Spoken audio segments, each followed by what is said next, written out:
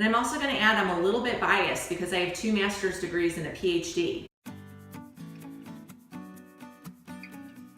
Hi everyone, my name is Kim. I am a registered dietitian, nutritionist, and a certified diabetes educator. Happy National Nutrition Month. If you don't know what National Nutrition Month is, just continue watching this video and you'll find out very soon. For my returning subscribers, welcome. For anyone that is new, welcome to my channel. My name is Kim. I'm a dietitian.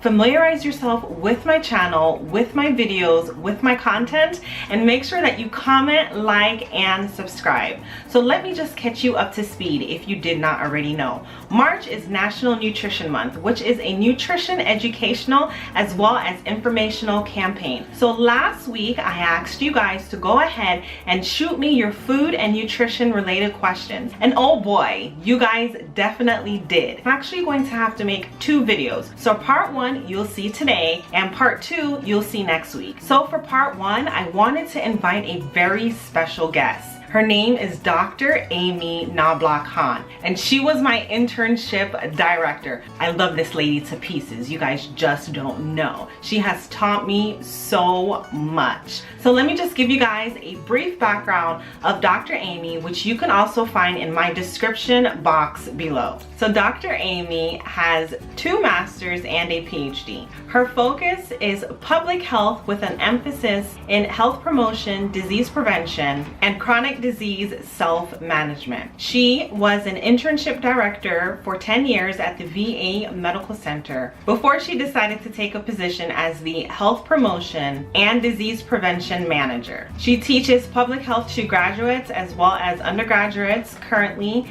in St. Louis, Missouri, and she is the founder and owner of Whole30 Medicine. I do not want to waste time, so let's get right into Dr. Amy answering your food and nutrition related questions.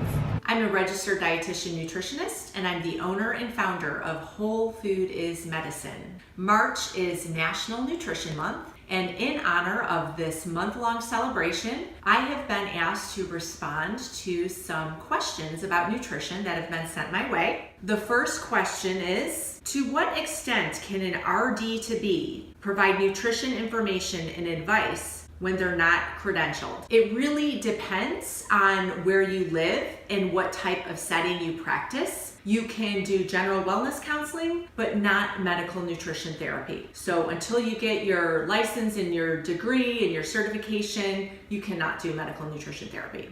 What's your opinion on food additives such as MSG and gums? Food additives do have a place in our food supply. They help keep foods on the shelf for a longer time than we may have been able to keep them without the additives. That being said, I always recommend a whole foods diet that contains minimally processed foods. So the less additives, the better, in the sense that the more whole foods you're eating, you're getting less additives.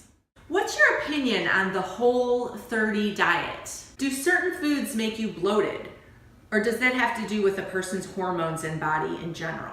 My opinion on the Whole30 diet is similar to my opinion on any diet that tells us to eliminate entire groups of foods without any medical reason. If you're going to eliminate groups of foods, you really should seek counsel from a registered dietitian nutritionist. A whole foods approach is the way I always recommend, and when we eliminate entire groups of foods, we're usually missing out on some key nutrients. Well, hormones can definitely play a role in how you're feeling and in fluid shifts in your body. As far as foods making you bloated, we know that really salty foods tend to hold on to water. So you may feel bloated of just having some extra water if you've had a lot of salty foods. Carbohydrate foods also hold on to water. That doesn't mean we shouldn't eat carbohydrate foods. We need carbohydrate foods.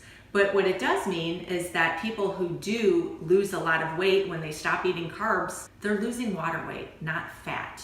And the low carbohydrate or no carbohydrate diet is not sustainable.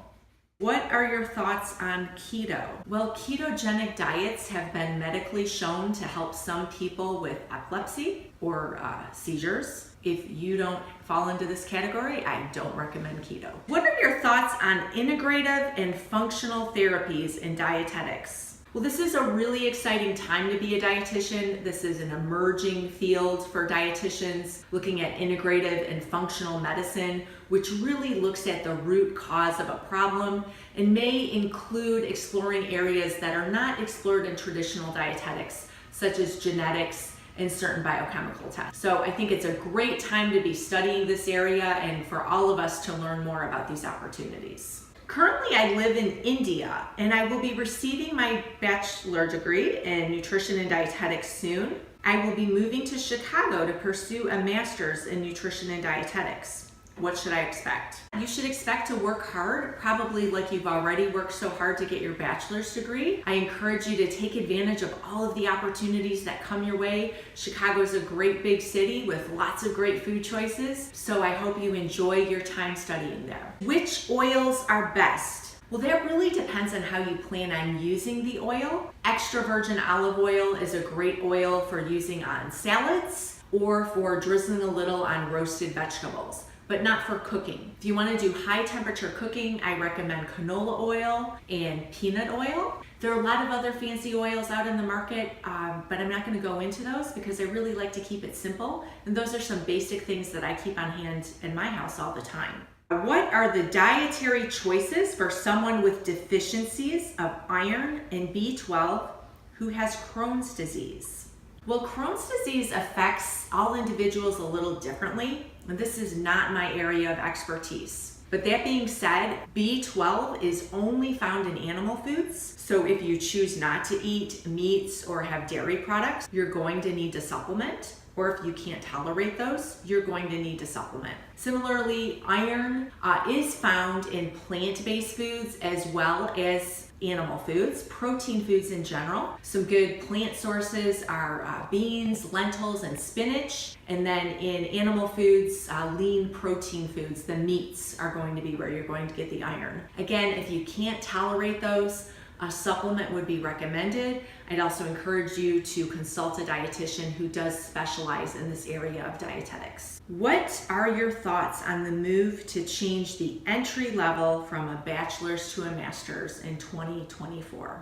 Well, I'm not going to comment on whether I think this is a good or a bad idea because the decision's already been made. And I'm also going to add I'm a little bit biased because I have 2 master's degrees and a PhD. But that being said, I've had a master's degree since very early in my career, and I discovered it opened the door to a lot of great opportunities in the field for me personally. But I also sought out opportunities. I took every opportunity that would be a great fit for me. So if you are a practicing dietitian and you don't have a master's degree, you want to think about getting one if it aligns with your goals. Remember, your competition is going to have masters, but you shouldn't run out and get a degree just to get a degree. You want to be really thoughtful with the area that you think would align well with the current area of nutrition you're working in. Well, those are all of the questions I have for today's episode, looking at National Nutrition Month questions. Thank you for joining me, and I hope that this year for National Nutrition Month, you go further with food. And I also hope you may come to visit me and look at some of the resources available at Whole Food is Medicine at www.wholefoodismedicine.com. So I have all of Dr. Amy's information as well as her virtual practice, Whole Food is Medicine. All of that information is in my description box below. So this is only part 1. Part 2 will be next week. I definitely want to thank Dr. Amy for doing this and for answering your food and nutrition related questions. What I recommend that you do at this time is jump on over to her YouTube channel, Whole Food is Medicine, and show her some love. Go ahead and subscribe. Additionally, check out her website, wholefoodismedicine.com, and see if you'll be interested in any virtual nutrition counseling. Thank you guys for watching. As usual, remember to comment, like, and subscribe. Have a good day.